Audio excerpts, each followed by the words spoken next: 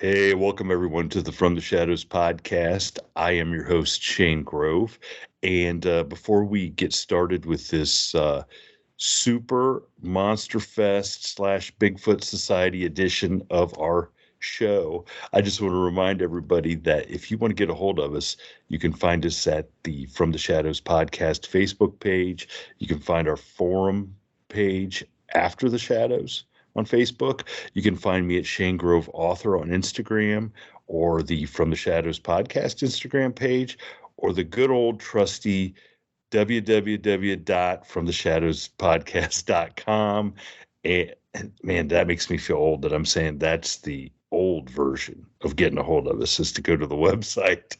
But you can hit the contact, send me an email. I promise I'll get back to you, especially if you've got an experience you want to share with us. So send me your stories. And if it's something that you want to come on the show and talk about, we'd love to have you on, because that's what everybody loves to hear, is personal experiences. So we enjoy those. And if you really want extra content, if you can't get enough of us, we have a Patreon page with some extra content every month. You can go check out what's there. Just go to Patreon, search From the Shadows podcast. There's some cool stuff. There's definitely some Ozark Howler episodes that cannot be played on prime time. It would probably get us banned from all social media and podcatchers, but that's why they're on the Patreon. So without further ado, it's always awesome to make new friends and get to bring other fellow cryptid enthusiasts and podcast hosts to the show. So joining me is and I'm sure everybody knows who this guy is. I mean, he's got one of the biggest Bigfoot podcasts out there. Jeremiah from the Bigfoot Society, welcome to the From the Shadows podcast. Hey, Shane, thanks for having me on. I am excited to be able to hang out with you, talk about stuff, just kind of shoot the breeze and have a great episode. So thanks for having me on, man. Hey, with that shirt you got on, I kind of wanted to do a Randy Savage, like, hey, welcome to the, yeah, snap into a podcast with, Totally. So we'll just kind of throw it out there. This episode will come out about a couple weeks, maybe before Monster Fest, which we're all of us in the cryptid community are kind of giddy about right now, this month of May. We're all gearing up for this. We're all excited.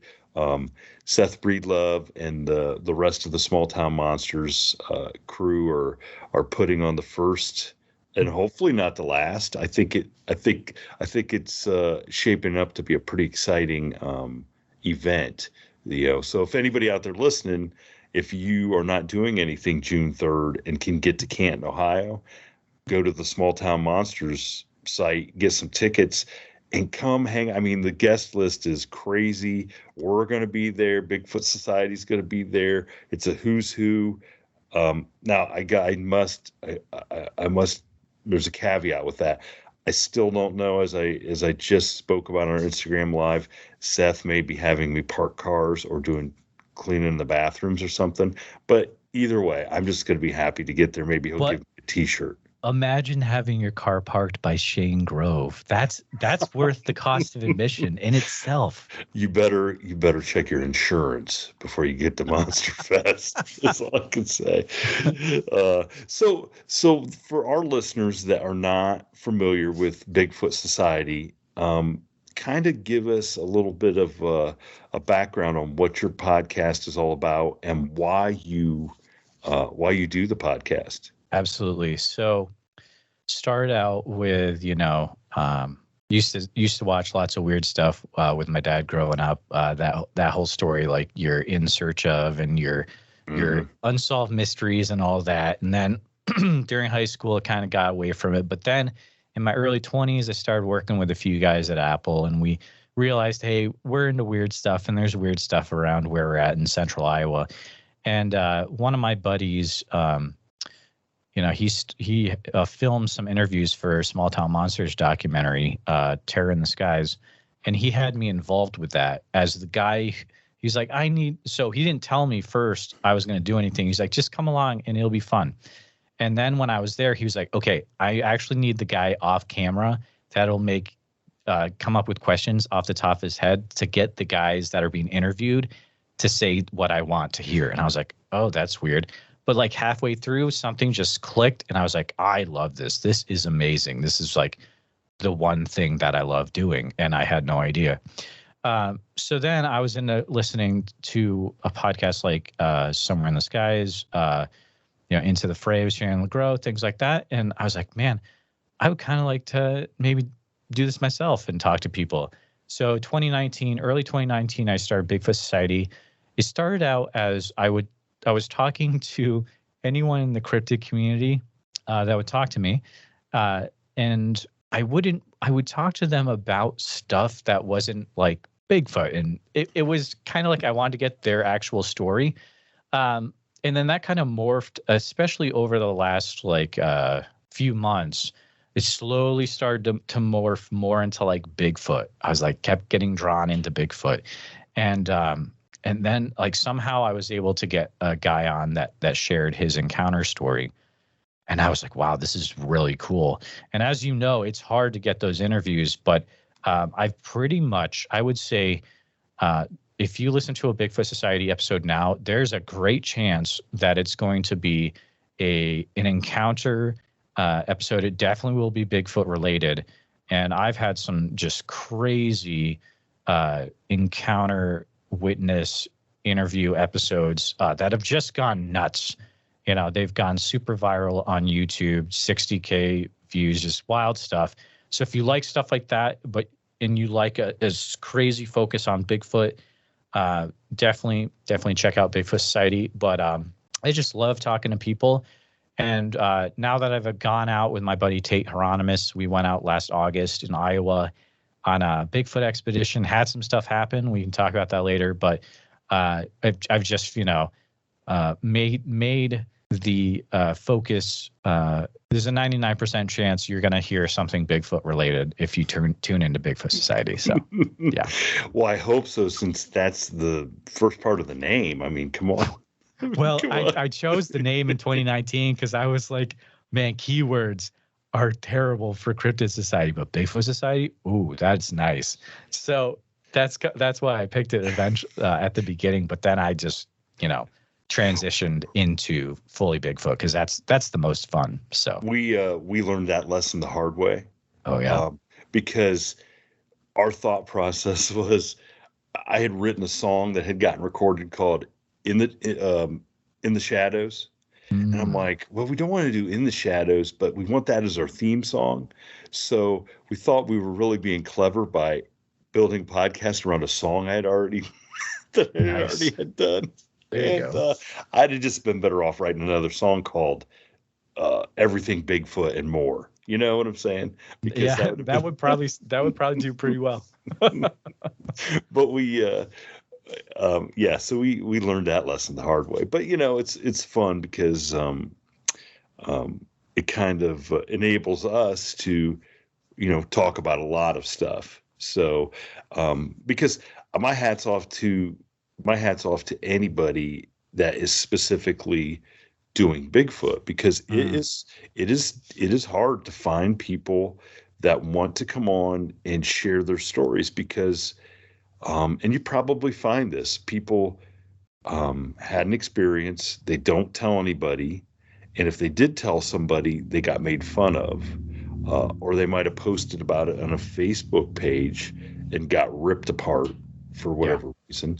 And it's kind of hard to build that relationship with some people to assure them that, hey, this is a safe place. You can come talk about this, and I'm going to listen to you and enjoy your story and support, what experience that you had. So, oh yeah, I want to tag on to that just so people realize when they hear like a story from the Shadows or Bigfoot Society.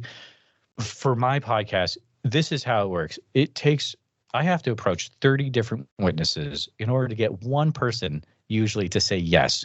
And then 50% of the time, that person won't show up because they'll freak out at the last minute, which is fine. That's totally their thing.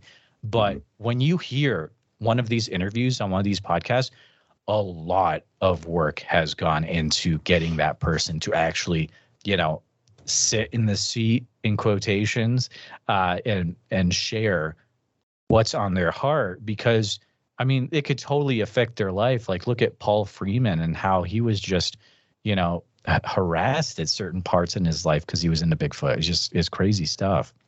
Yeah, and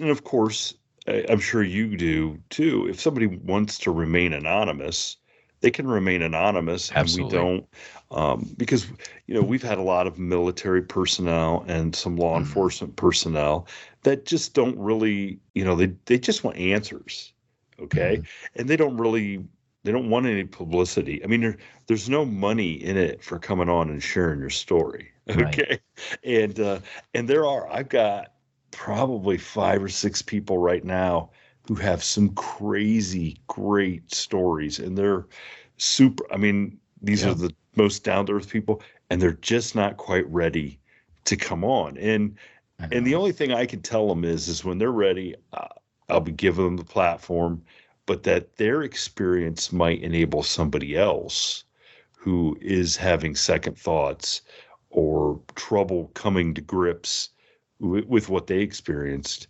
It might help somebody else. And if that's the only thing you get out of it, that's huge, because, and we'll get into it. You had an experience, we've all had some sort of experience that, it kind of makes you really question everything you think you know. Oh, absolutely. And if you're shook like that, it can help to know that somebody else shared that experience too. So what are some of your favorite, like, if you're going to send somebody to go start listening to Bigfoot Society and you really want them to get indoctrinated into what your best stories are, what are a couple episodes or guests that jump out? Absolutely. So there's a few just recently that were very, very crazy. There's some where, for example, there's gentleman Ronald Roseman from Southern Oregon, and he has a very remote research area in Southern Oregon. But and this is a guy he was big in the mid '90s, but he's never gone on a podcast. Which those are the guys you want, right? Because it's like, he's like, is this like radio? And I was like, well, it's like new radio, but a lot of people will like it. And he's like, all right, let's do it.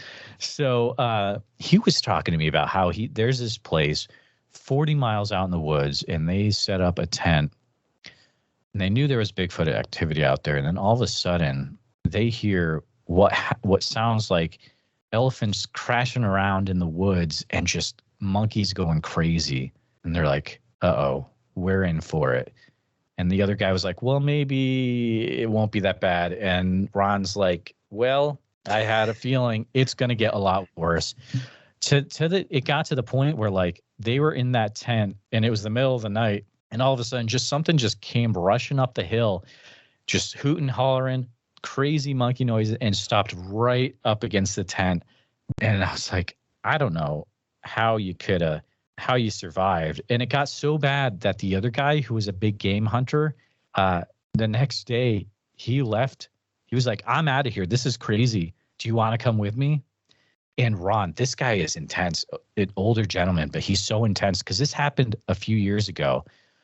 He's like, no, this is what I came here to do. I'm going to stay here, even if they rip me apart. And I'm like, oh, that's the title for the episode right there, man. And like, this guy is so intense. And I was like, this is like my favorite episode. And it goes on for an hour, and I just let him go. The big thing I learned from Shannon LeGros is sometimes you just gotta not talk and let the person just go. And my best interviews have been because I stopped and just let the person go. It's just wild. But that's the number one that comes to mind. I also talked to a gentleman, Alex, who was a Salvation Army chaplain on, I believe it's Klawock Island in Southeast Alaska. And the thing about it's Prince of Wales Island. the town was Klawak. And the thing about it is that, a lot of different tribes in that area, but everyone is on board with Sasquatch. Like, the Sasquatch is all in that area, right? They have the totem poles with the Sasquatch carved into it. It's very part of their culture.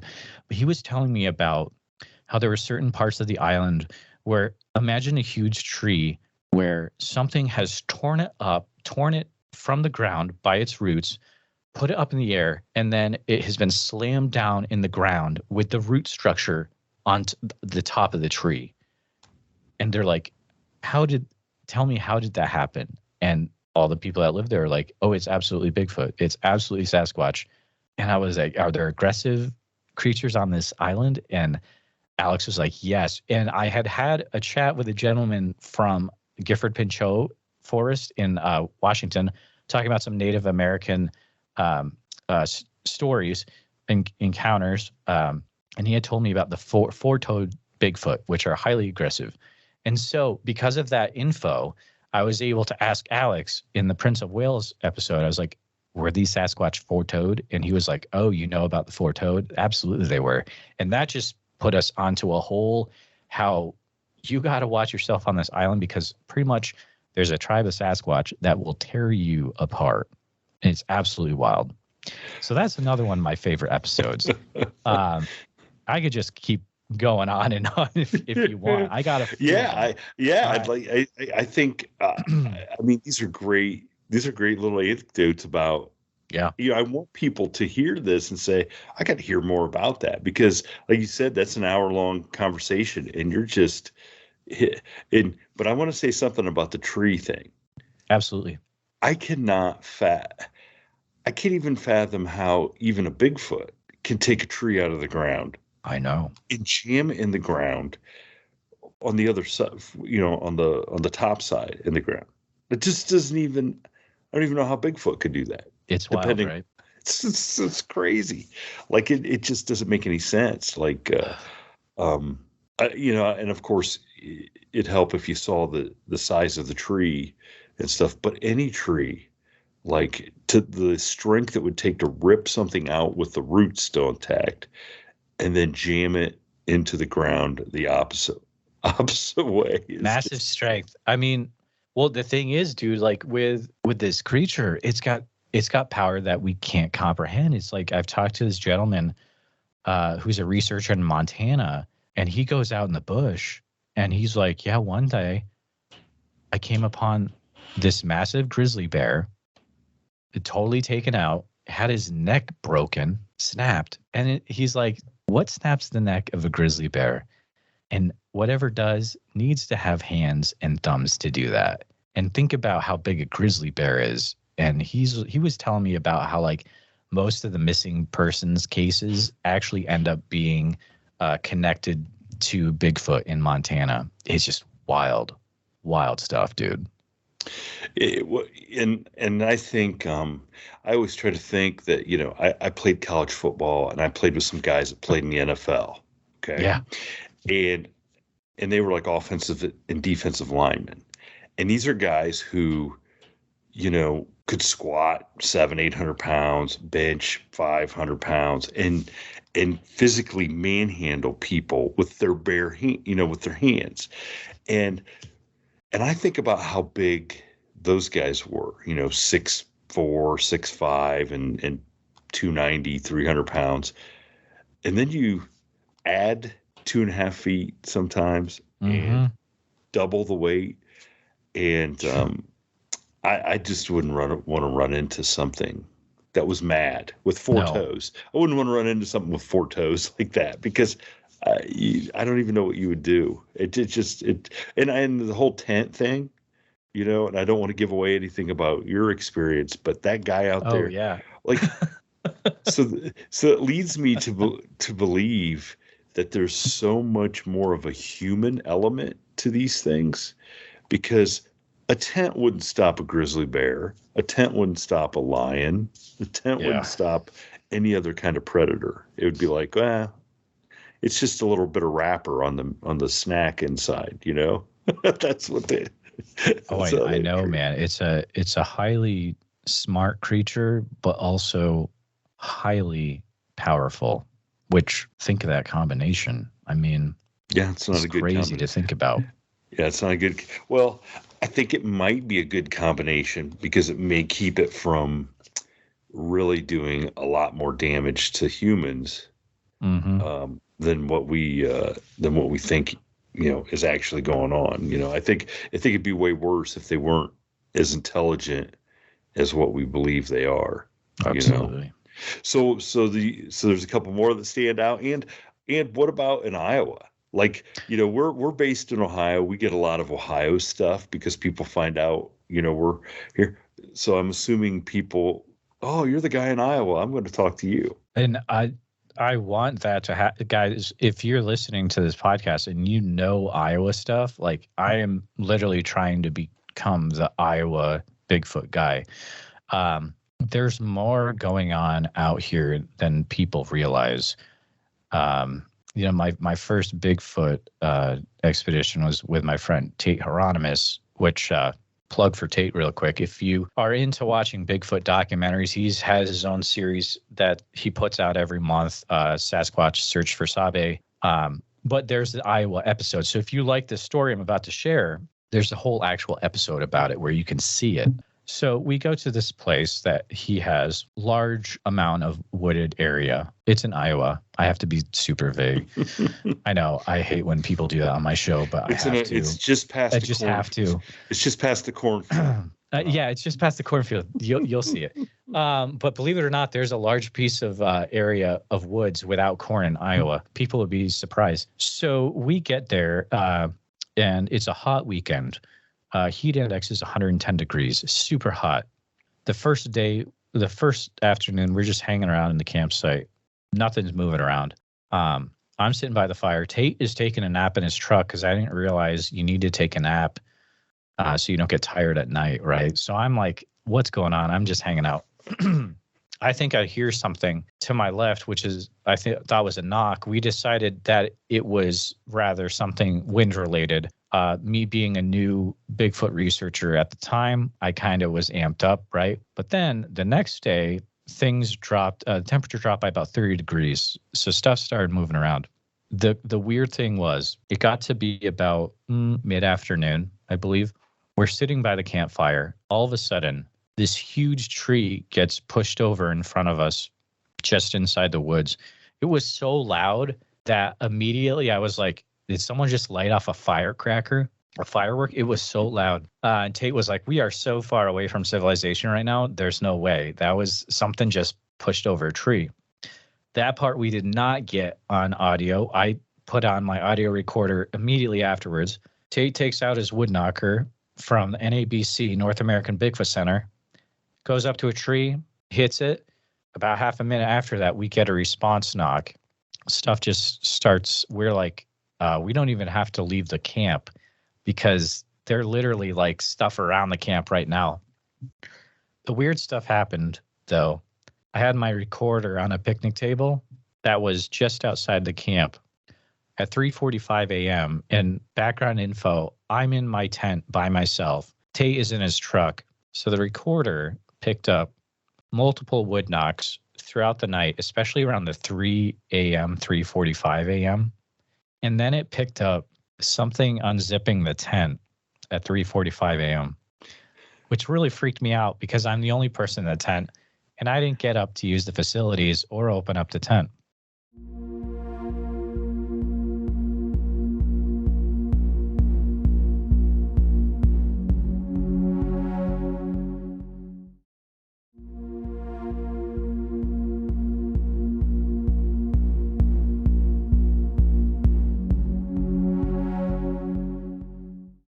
That was hard to deal with for a few weeks, especially when I talked to two people that out of the blue told me about a Bigfoot unzipping their tent or them getting that on audio. And I was like, oh man, this is actual thing. So that kind of messed with me for a while. And Tate was like, you got to realize this does not happen to everyone on their first time out. This is a pretty special thing. And I was like, I something try to get in my tent, and I'm trying to deal with that. It was weird, man. But you can hear the audio on the documentary episode. It's crazy. But it didn't wake you up. You slept. Right. Because I am a very hard sleeper. So what I would say, though, is, okay, imagine how many times somebody's out there and does not have a recorder on a picnic table. I know. And is asleep, and their tent gets unzipped, and they just never know about it. They'd never know. And why? But again, why does a creature that size have to unzip the tent? You know, I think they want to look inside because they're curious. Maybe they're like, "What's the burrito in there?" You know, I know. Who knows? I know, but you just think so. That goes back to I just think that they're so intelligent, but they've got so much human element that they know. Look, we're not just going to rip this tent. We could just rip this tent apart and grab the guy and and sniff him a little bit and throw him down. If they just wanted to check you out, and they could, because they have, like I've heard where one has like pushed down in a tent and like grabbed the gentleman's like back of his head, or like it's just like it could be game over. It's wild, man. Yes, I and I would have to go back and find the episode, but I've had at least two gentlemen, and one was, I think, Jim Myers. He was the guy from Colorado was telling me a story where one pushed its face into the tent, and the guy is laying there watching this happen, and the Bigfoot goes, breathes in through its nose. And I can't, the fear that would be going through your body. Like if a Bigfoot did that to me and sniffed, it would smell one thing, and that would be me crabbing right now. I'm just gotta be honest. Yeah, that's exactly what it is. That's exactly. So you have this experience, and you kind of have to come to terms with it.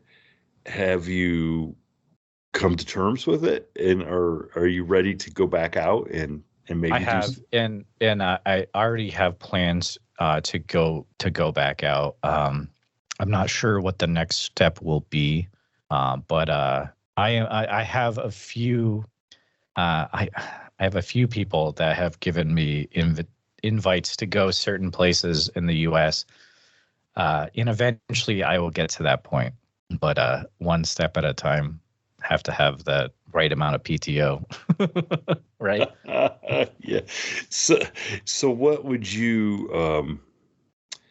You're not somebody that wants to go out and thinks that we need to have a body so people have evidence. It seems to me like you kind of want to go out and maybe experience some of the stuff for yourself so that you can almost relate to the people that you're talking to a little bit better. Yeah, I'm definitely more that, and you actually hit it right on the head. That's why I agreed to go out with Tate, because the main reason was to be able to connect better with the people I was people I was interviewing, and know what it's like to actually be on an expedition. And that's exactly why but now that I've experienced that, I was like, man, it's very much a thing where it's like, I want to experience more of this and be able to get more answers. I can see how it leads to other things. You go out once and then you want to keep going out for sure to see what's really out there, because it's one of the last great mysteries is how I view it, is, what's really going on out there. Yeah. Unfortunately, you could probably put that label on a lot of things. True. For me, it's the last great mystery. But that would just be normal everyday things that are going on. It'd be kind of like, what is really going on? So this question just popped in my head. So if you couldn't do Bigfoot, what would be your second choice of podcasts? Would it be like Mothman Society? Dogman Society? What would you? That's really Yeah, that's a good one. Let's see. If this was off the table, I would probably go with Dogman because you could get some really awesome interviews from that. And it just seems to have a very intense community behind it right now, and it would be a lot of fun.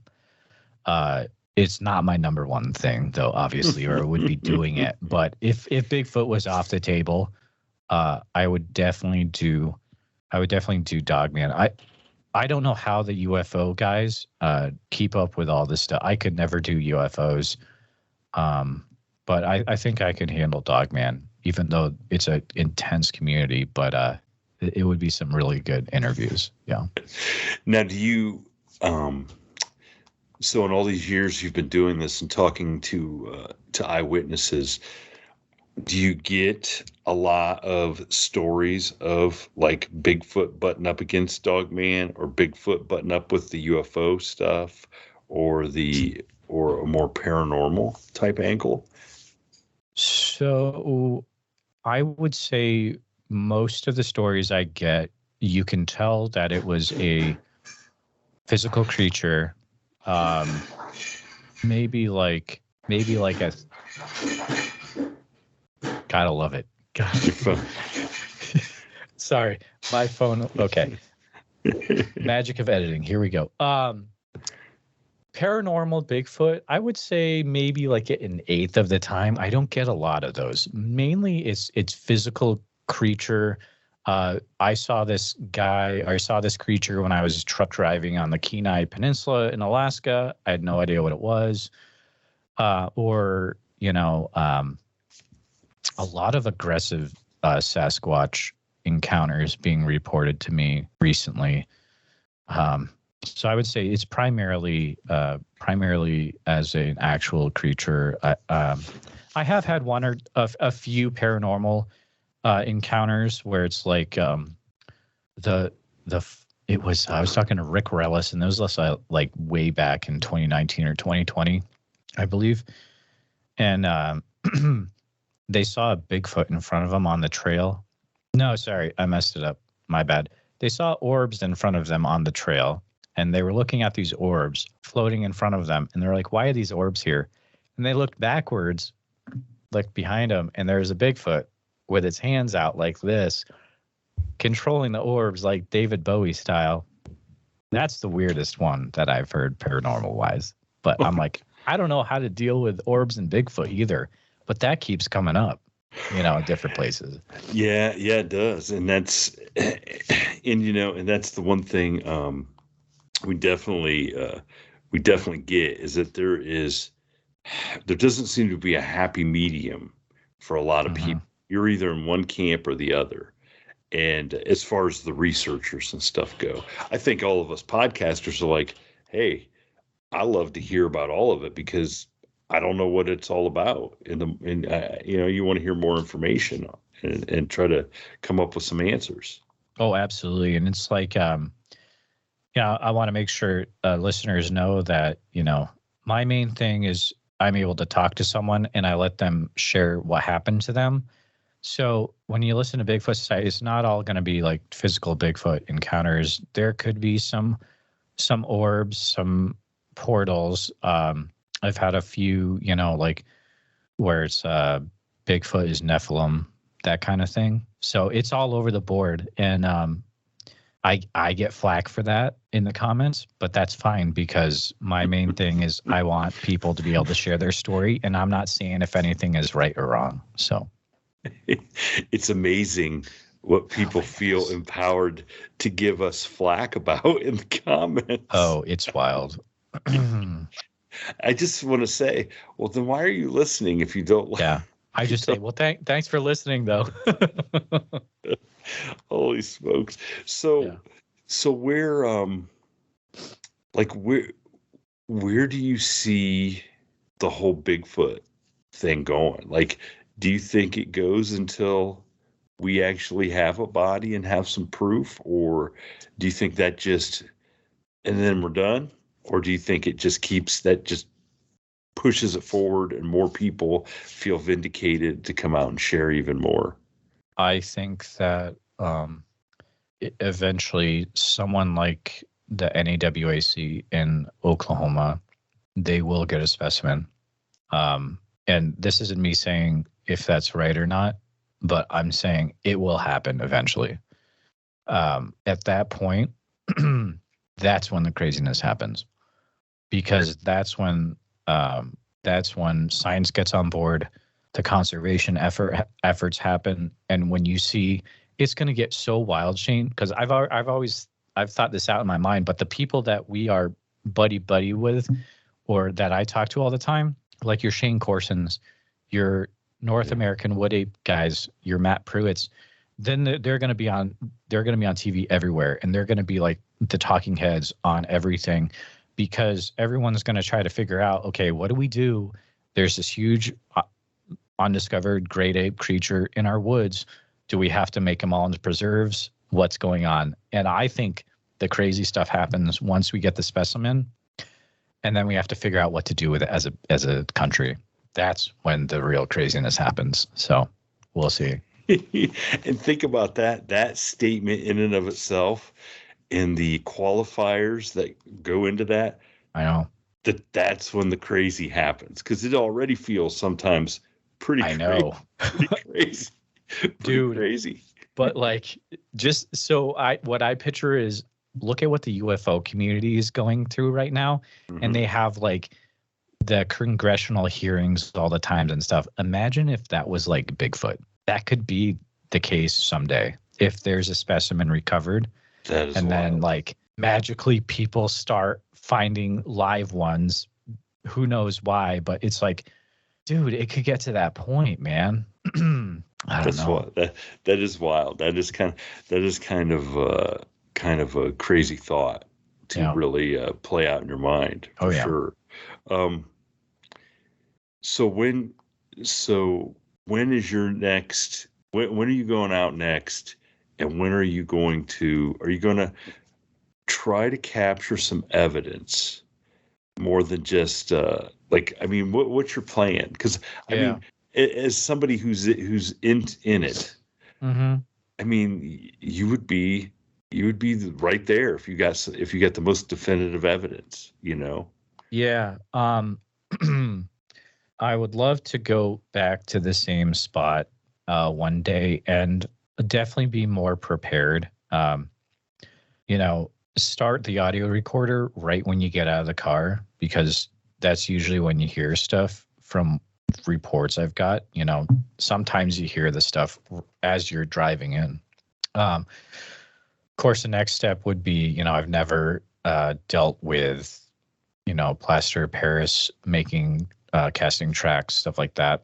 I haven't gotten to the point where, I have like a video camera, but I'm set up pretty good for capturing audio evidence. I would love to try to partner with trying to make connections with other Iowa Bigfoot researchers, maybe go on expeditions with them, things of that nature. It's just hard because there's stuff where I just can't talk about it. It sucks, man. But I'm saying stay tuned in the next few years, because it could get wild when stuff opens up schedule-wise. But nothing is off the table right now. I'm even like getting more healthy and losing weight in the chance that some of this stuff happens. And also living healthy is a smart thing too. But I can't go into the wilds of Oklahoma when can't make it upstairs. You know what I mean? So, yeah. Well, I would say, we started the show off talking about Monster Fest. Yeah. And I would say that because my good friend Amy Boo she's going to be at Monster Fest. And I don't know. I don't. Yeah. So when we'll get together with Amy this year, and we will put on the books for Monster Fest next year, in my anniversary, in my 1 year anniversary, that we will go. We'll have Amy take us Like come in a day early, stay a day late or something, and we'll go out with Amy. That would be wild. Because she's, you know, my only experience has been with her. Oh, okay. And she's like, I think there's a couple places you'd like to go, and she knows I am not Bigfoot researcher. I'm just Bigfoot enthusiast. Right. And but if there was anybody I was going to go out with, it would definitely be her. Because she's awesome. She's really cool. So we should get that totally get that plan working. So totally. So as we wind up here, give us one more good episode to send people to go and get. All right. Full. I'll do a crazy one. So, right. And it'll also be a little plug too at the same time. How about that? So if you've got a Bigfoot encounter, you can submit your Bigfoot encounter to me by going to BigfootSocietyPodcast.com, and there's a share your Bigfoot encounter form there. So what people will share a lot of encounters with me. And so one of the episodes is Anonymous Bigfoot Encounters, Volume 1. Because there's people where they just don't want to come on the podcast, but they say, yes, you can share my stuff, no matter how much I beg. Because, so here's one of the crazy ones from that episode. It's a gentleman who owned 50 acres of woods in northern Maine, up by the Canadian border. Just him he had a little trailer set up on there, right? So they were doing dishes down in the stream, and all of a sudden, like, they see this, what they were saying, a hairy man type creature run through the stream out of nowhere, which that by itself would be kind of wild. But then stuff got a little bit more crazy where things started happening. Sticks and logs would be left around the trailer. They were in the trailer one night and something pushed the trailer off of the blocks. And then there was a morning where they opened up the door and there was a decapitated bear head at the entrance to their trailer. Good morning. I don't know, man. And he was like, yeah, we moved down to Georgia after that. I was like, probably a good call, man. But I begged him so much to come on the pod. I was like, dude, just come on, man. And he was like, nope, I'm not going to do it. I was like, that's fine. That's your call. But he was like, you can tell my story. So if you want to hear more of that story and then other crazy things, Anonymous Bigfoot Encounter Volume 1, that episode gets pretty wild. So that's a good one too. How does a decapitated bear head, how does anything get any wilder than that? Right. I mean, how many things can rip off a bear head? Not too many. There shouldn't be. Yeah, there shouldn't be. Right. That's true.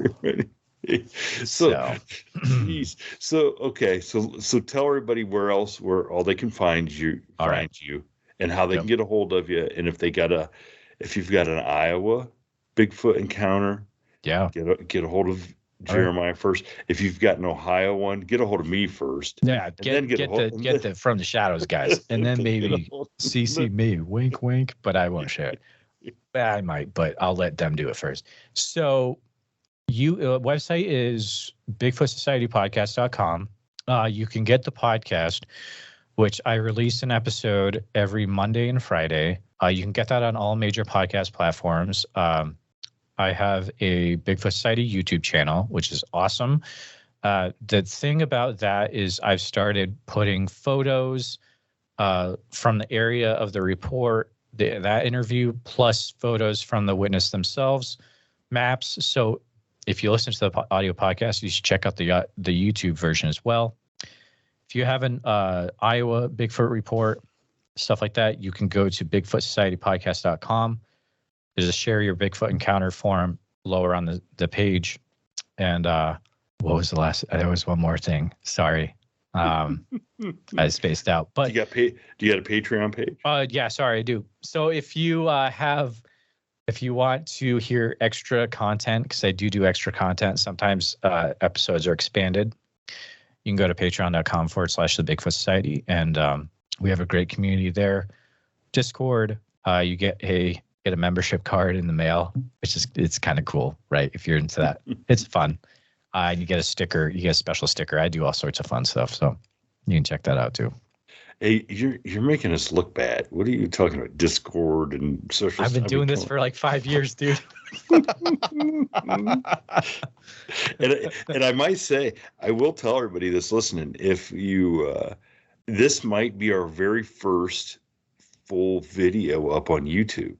Yeah. You know, Phil, the producer, had made me take a giant leap into upgrading all the equipment, and so we're experimenting here on. But I mean, it's basically looking at me and Jeremiah's mug the whole time. So which is the best, right? Listen, it's worth it to see his shirt, to see his Jonathan Alder Swoopamania. Jonathan, what's his last name? Jonathan Dodds. Jonathan Dodds shirt. He's a great artist. Check him out on Instagram. The old Randy Savage. What was that sticker again? The Squatcho Man.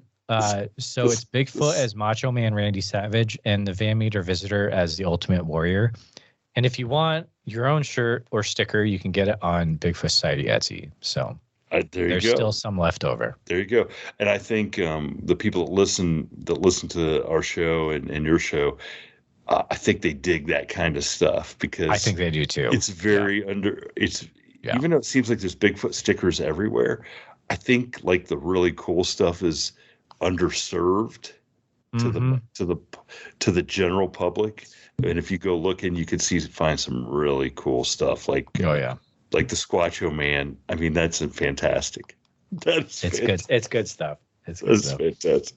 Well, Jeremiah, thank you so much for hanging out a little bit. We did an Instagram live earlier, and I can't wait to, like I said, shake your hand at the Monster Fest. And, and share some laughs and just kind of geek out a little bit at all the cool stuff going on. So I encourage everybody, go check out Bigfoot Society, and I think I'll be listening to at least a couple of those episodes on the mail route tomorrow. So, nice. Thanks for having me on, Shane. This has been a really fun time. Hey, I appreciate you hanging out. Thank you for tuning in to this week's episode of the From the Shadows podcast. Until next time, never shy away from the darkness or what may be lurking in the shadows.